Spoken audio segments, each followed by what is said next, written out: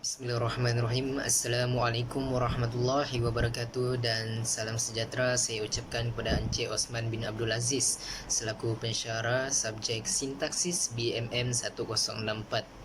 Baiklah, saya Muhammad Amrul Hakim bin Jamidia dan ahli kumpulan tunggal saya iaitu Dayang Abdah Khalida akan membentangkan mengenai tugasan 3 dalam kerja khusus BMM 1064 ini, iaitu berkenaan dengan membandingkan proses penerbitan ayat antara ayat majmuk gabungan dan juga ayat majmuk campuran. Baiklah, sebelum kita pergi kepada yang lebih lanjut iaitu mengenai proses perbandingan, ada baiknya terlebih dahulu kita kenali apakah itu proses penerbitan ayat, apakah itu ayat majmuk gabungan dan apakah itu ayat majmuk campuran. Baiklah, marilah kita kenali apakah itu proses penerbitan ayat.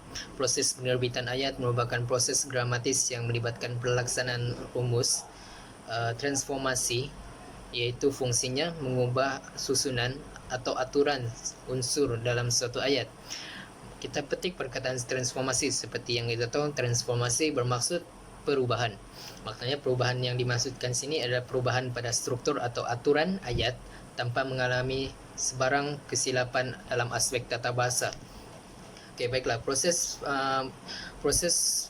penerbitan ayat ini terbahagi kepada 3, iaitu pertama pengguguran, kedua penyusunan semula, dan ketiga peluasan. Proses pengguguran ini merupakan proses yang mengakibatkan pengguguran unsur-unsur tertentu dalam binaan ayat tersebut, sama ada melibatkan pengguguran frasa nama sebagai subjek, pengguguran frasa predikat, ataupun pengguguran frasa nama yang mendahului frasa. Bagi pengguguran frasa nama subjek, contoh ayatnya adalah kami berjumpa dan kami bersalaman. Frasa nama dalam ayat tersebut adalah kami, dan frasa nama itu adalah berulang, di mana kita dapat lihat kami berjumpa dan kami bersalaman. Dan kita boleh gugurkan frasa nama yang berulang tersebut menjadi kami berjumpa dan bersalaman. Pengguguran frasa predikat pula, contoh ayatnya adalah Hamdi amat baik dan anaknya amat baik. Kita dapat lihat pengulangan perkataan amat baik di dalam ayat tersebut, dan kita boleh gugurkan satu menjadi Hamdi dan anaknya amat baik.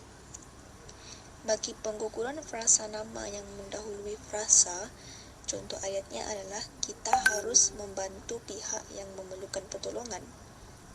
Frasa nama yang digugurkan adalah pihak yang mendahului frasa relatif dengan perkataan yang, dan kita gugurkan frasa nama di dalam ayat itu, iaitu pihak, menjadi kita harus membantu yang memerlukan pertolongan. Baiklah, yang kedua ialah proses penyusunan semula. Bila kita dengar perkataan penyusunan semula, lebih membawa maksud kepada perubahan. Maknanya sini proses penyusunan semula ialah proses mengubah susunan dan aturan unsur dalam satu ayat kepada bentuk atau struktur yang baharu dengan syarat tanpa perubahan makna asalnya. Proses penyusunan semula ini melibatkan proses pengguguran. Kedua, proses ada kemungkinan berlaku proses peluasan, iaitu penambahan kata atau frasa baharu, dan juga boleh berlakunya penggantian perkataan. Baiklah, proses penyusunan semula ini juga terbahagi lagi kepada 3, iaitu yang pertama proses penyusunan semula frasa nama sebagai subjek, yang kedua frasa nama objek, yang ketiga melalui ayat songsang. Baiklah, yang pertama frasa nama sebagai subjek. Proses ini lebih dikenali sebagai ayat aktif transitif ditukarkan kepada ayat pasif. Jadi di sini kita lihat rujuk kepada contoh yang diberikan, Encik Osman membina sebuah bangsa. Seperti yang kita tahu, subjek dalam ayat ini merupakan Encik Osman. Maka bila diproseskan melalui proses frasa nama sebagai subjek, ia akan menjadi sebuah bangsal dibina oleh Encik Osman. Baiklah, yang kedua ialah frasa nama objek. Frasa nama objek ini adalah perubahan ayat aktif transitif dengan dua objek kepada ayat aktif transitif dengan satu objek. Macam kita lihat contoh, Faris membacakan neneknya pesanan ringkas. Ia berubah menjadi Faris membaca pesanan ringkas kepada neneknya. Okey, yang terakhir sekali bagi proses penyusunan semula ini, proses penyusunan semula melalui ayat songsang. Seperti yang kita tahu, ayat songsang ni adalah perubahan dari segi subjek dan predikat. Merujuk kepada contoh, pelukis itu mempamerkan karyanya hari ini. Subjek dalam ayat ini pelukis itu, dan predikatnya mempamerkan karyanya mulai hari ini. Proses melalui ayat pasif ni seperti kita tahu hanya menukarkan subjek dan predikatnya, dan ia akan menjadi mulai hari ini pelukis itu mempamerkan karyanya. Seterusnya kita pergi kepada salah satu kaedah untuk menerbitkan ayat, iaitu proses perluasan. Proses perluasan ini adalah meluaskan ayat dengan cara menambahkan unsur baharu ke dalam binaan ayat, iaitu kita perluaskan lagi ayat itu, kita kembangkan lagi binaan ayat tersebut. Proses perluasan ini melibatkan 4 kaedah macam mana kita mau meluaskan ayat tersebut, iaitu perluasan frasa nama sebagai subjek, perluasan frasa predikat, kita luaskan bahagian frasa predikat dalam ayat, dan perluasan melalui proses komplementasi, serta perluasan dengan kata hubung.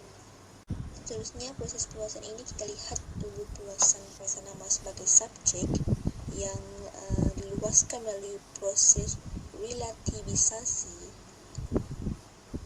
iaitu proses pemancangan ayat ke dalam satu ayat lain sebagai frasa relatif kepada subjek ayat yang menerima pancangan. Frasa relatif terbentuk dengan menggunakan kata relatif yang. Contohnya adalah kereta itu baru dibeli. Ayat 1, ayat 2, kereta itu berlaga. Perlu diingatkan bahawa perluasan frasa nama ini adalah melalui proses relativisasi dengan frasa relatif, dan hasilnya adalah kereta yang baru dibeli itu berlaga. Bagi perluasan frasa predikat, Rehan menerima sijil anugerah. Ayat seterusnya, sijil anugerah disampaikan oleh pengetua. Dalam perluasan yang melibatkan subjek, frasa nama yang hendak direlativisasikan mestilah berfungsi sebagai subjek. Begitu juga keadaannya bagi perluasan yang melibatkan frasa predikat. Frasa nama yang akan mengalami relativisasi mestilah berfungsi sebagai subjek dalam ayat yang akan dipancangkan. Raihan menerima sijil anugerah yang disampaikan oleh pengetua. Itu adalah hasil daripada perluasan frasa predikat. Perluasan melalui proses komplementasi terjadi melalui proses komplementasi, iaitu proses yang mengubah sesuatu ayat menjadi satu frasa nama dan memancangkannya pada suatu ayat yang lain sehingga menghasilkan perluasan kepada ayat tersebut. Contohnya adalah Sofia tetap bertegas. Ayat seterusnya, kawannya mengambil pen, dan hasilnya adalah Sofia tetap bertegas bahawa kawannya mengambil pen itu. Perkataan bahawa dimaksudkan sebagai tanda berlakunya proses komplementasi. Perluasan dengan kata hubung adalah kita luaskan ayat itu dengan menggunakan kata hubung, iaitu Amirul ingin berehat. Ayat seterusnya, Intan tidak membenarkannya, dan digabungkan dan diluaskan dengan kata hubung, Amirul ingin berehat tetapi Intan tidak membenarkannya. Baiklah, telah selesai kita mengenali 3 jenis proses penerbitan ayat. Seterusnya kita akan kenali pula ayat majmuk yang pertama, iaitu ayat majmuk gabungan. Apakah itu ayat majmuk gabungan? Ayat majmuk gabungan merupakan ayat yang terdiri daripada 2 atau lebih ayat tunggal yang dihubungkan menggunakan kata hubung seperti dan, sambil, tetapi, serta dan lain-lain lagi. Baiklah, kita melihat kepada contoh yang pertama, iaitu ayat tunggal pertama, Faris pergi ke kantin, dan ayat tunggal kedua, Hamdi pergi ke kantin. Subjek di dalam ayat ini adalah berbeza kerana satu subjek Hamdi, satu subjek pula Faris, tapi mereka mempunyai predikat yang sama. Jadi di sini kita akan gugurkan salah satu predikat yang sama tersebut membentuk satu ayat majmuk gabungan yang terhasil, yaitu Faris dan Hamdi pergi ke kantin. Dalam proses penerbitan ayat ini yang terlibat yaitu pengguguran frasa predikat, yaitu pergi ke kantin, dan juga perluasan dengan kata hubung, yaitu kita menggunakan perkataan dan. Untuk yang kedua, orang tua itu ke hutan, dan ayat tunggal kedua, orang tua itu mencari rotan. Jika digabungkan menjadi orang tua itu pergi ke hutan mencari rotan. Dalam ayat ini hanya satu proses penerbitan ayat yang terlibat, yaitu proses pengguguran frasa nama subjek, yaitu frasa nama subjek di sini yaitu orang tua, tapi mempunyai predikat yang berlainan, kerana salah satunya yaitu ke hutan dan salah satunya mencari rotan, mempunyai subjek predikat yang membezakan. Jadi disebabkan dia mempunyai subjek yang sama, kita gugurkan salah satu subjeknya yaitu orang tua.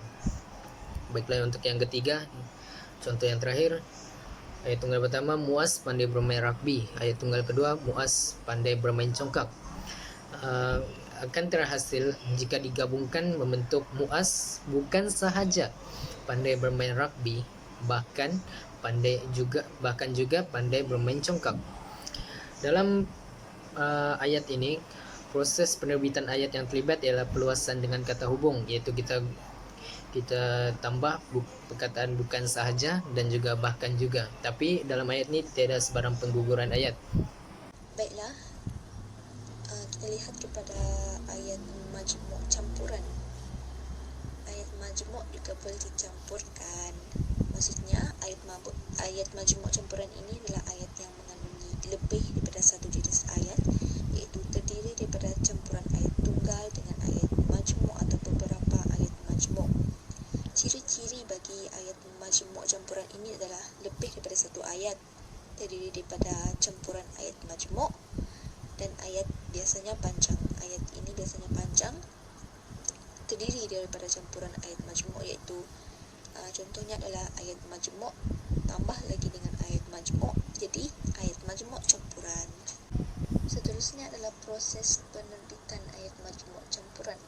Kita lihat kepada contoh ayat macam mana proses penerbitan ayat majmuk campuran. Contoh ayat yang pertama, Ahmad sedang membaca buku. Ayat kedua, kawan-kawannya yang sudah letih telah lama tidur. Apabila kedua-dua ayat ini dicampurkan menjadi Ahmad sedang membaca buku tetapi kawan-kawannya yang sudah letih telah lama tidur. Kita analisis ayat campuran ini ialah kategori bagi perluasan dengan kata hubung.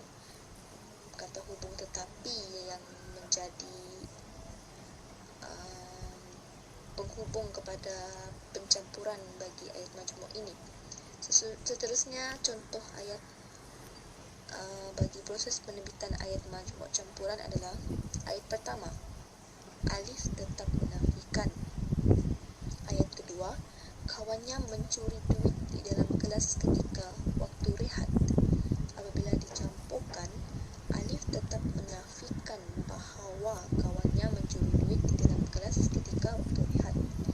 Apabila kita lihat campuran ayat ini, ianya adalah merupakan proses perluasan melalui proses komplementasi, iaitu perkataan bahawa itu yang menunjukkan dan menggambarkan bahawa berlakunya proses komplementasi.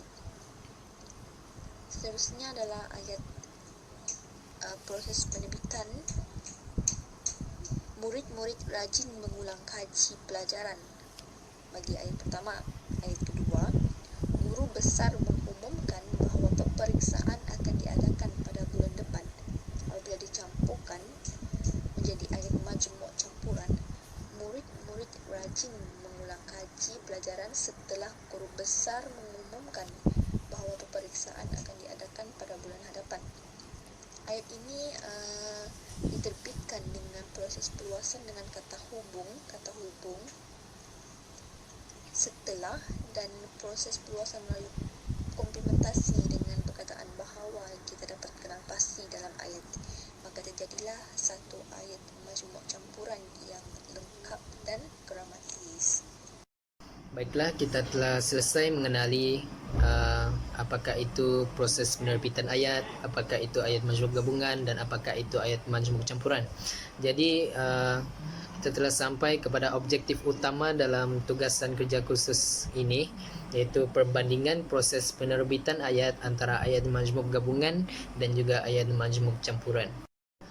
Jika kita melihat kepada jadual yang ditunjukkan dalam slide pembentangan ini, terdapat dua perbezaan dan juga dua persamaan antara proses penerbitan ayat yang berlaku dalam ayat majmuk gabungan dan juga ayat majmuk campuran. Yang pertama, perbezaan yang pertama iaitu ayat majmuk gabungan mengalami proses pengguguran, manakala ayat majmuk campuran tidak mengalami sebarang proses pengguguran.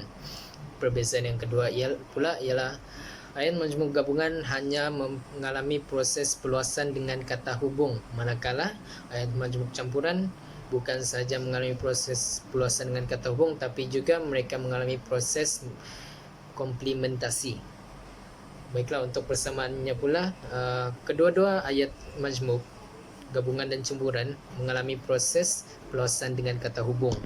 Yang kedua, bila kita sedar, kedua-dua ayat majmuk gabungan dan campuran ini tidak mengalami sebarang proses penerbitan ayat melalui proses penyusunan semula. Sedar atau tidak, bila kita balik kepada contoh sebelumnya, kita dapati bahawa tidak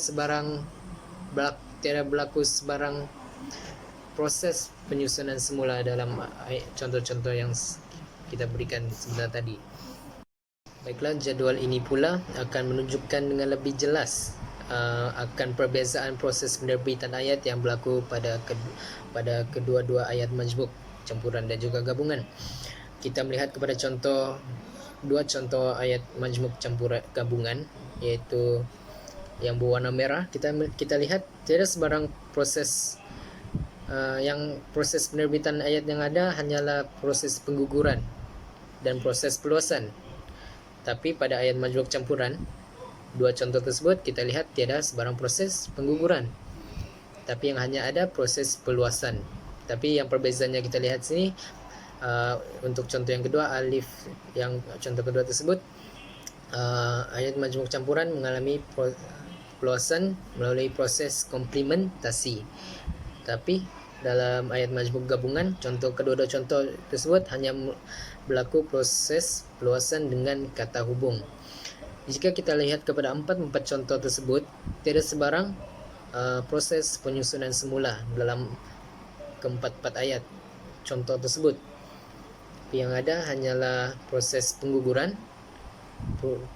frasa predikat, pengguguran frasa nama sebagai subjek, proses peluasan dengan kata hubung, dan proses komplementasi. Tiada sebarang proses penyusunan semula. Jadi berdasarkan jadual ini kita dapat lihat dengan jelas, dan saya bantu dengan perbezaan warna agar lebih mudah untuk membezakan ayat majmuk gabungan dan juga ayat majmuk campuran. Baiklah, kita sudah sampai ke penghujung slide. Secara totalnya bagi pembentangan hari ini, kita telah berjaya mempelajari apakah itu proses penerbitan ayat, apakah itu ayat majmuk gabungan, apakah itu ayat majmuk campuran, dan juga kita telah melaksanakan objektif utama tugasan ini, yaitu perbandingan proses penerbitan ayat antara ayat majmuk gabungan dan juga ayat majmuk campuran. Baiklah, sebelum kami akhiri bicara, kami telah sediakan serangkap pantun. Sifat manusia mudah alpa dengan bantuan sebelumnya. Budimu Tuan, tidak kami lupa, ucapan terima kasih untuk segalanya. Sekian saja daripada kami. Segala silap tutur kata bicara mohon dimaafkan, dan semoga yang terbaik sentiasa diiringi bersama Tuhan. Sekian, wabillahi taufiq wa hidayah. Wassalamualaikum warahmatullahi wabarakatuh.